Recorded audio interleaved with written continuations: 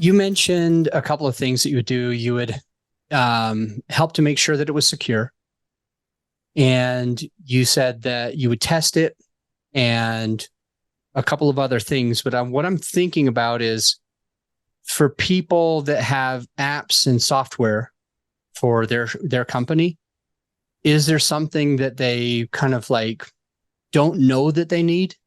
I think most of us would know, hey, we need to make sure this is secure so nobody can hack in and steal a bunch of information. I think that they probably understand that it needs to work. But what's something that somebody might be listening, maybe your perfect client, they have 30 or 60 employees and they're doing something that could use you. What would they miss? What would they like not even know is something that you need when you've got an app or a software? A real team to test it. A lot of our customers that have really benefited from our service have had their project managers or their developers or their C-suite of people testing their software for as long as they possibly could because they didn't know how or when to build a QA team. And building a full-time W-2 QA team is expensive. And that's where the kind of the benefit of working with us is we're scalable, so we can work when you need us and we don't when you don't. And the software development lifecycle is very cyclical. So there's lots of times where you need a lot of testing, test, get it out the door. And then it kind of has to breathe out there in production in people's hands for a while. And you can kind of scale your testing efforts back down or do some automation work in that kind of that downtime.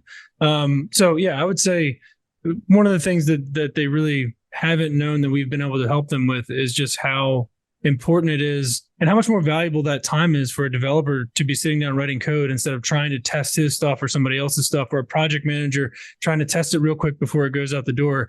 Having that high quality product, like we're talking about reviews and ratings, is the number one thing that people care about these days, right? So like the quality of the application that's in your customer's hands is going to dictate not just that customer's experience, but all the people downstream, and whether they're even going to download your application or use your web app. If everybody knows it sucks, they're not going to use it. So I think just having the dedicated team that's not pulling from your existing resources is really important. How would the podcast called The First Customer, how would that support you in growing the company? And I've heard sometimes people want a huge listener base and they want to sell to their listener. I've heard some people like me who I actually interview other podcasters and I hope to work with some of them. And so I interview my perfect avatar and potentially work with them.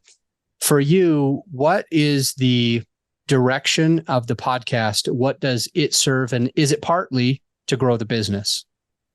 Yes, it was more to grow.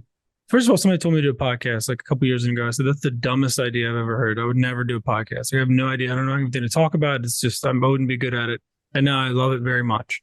I would say that my original approach was to increase my personal brand awareness, right?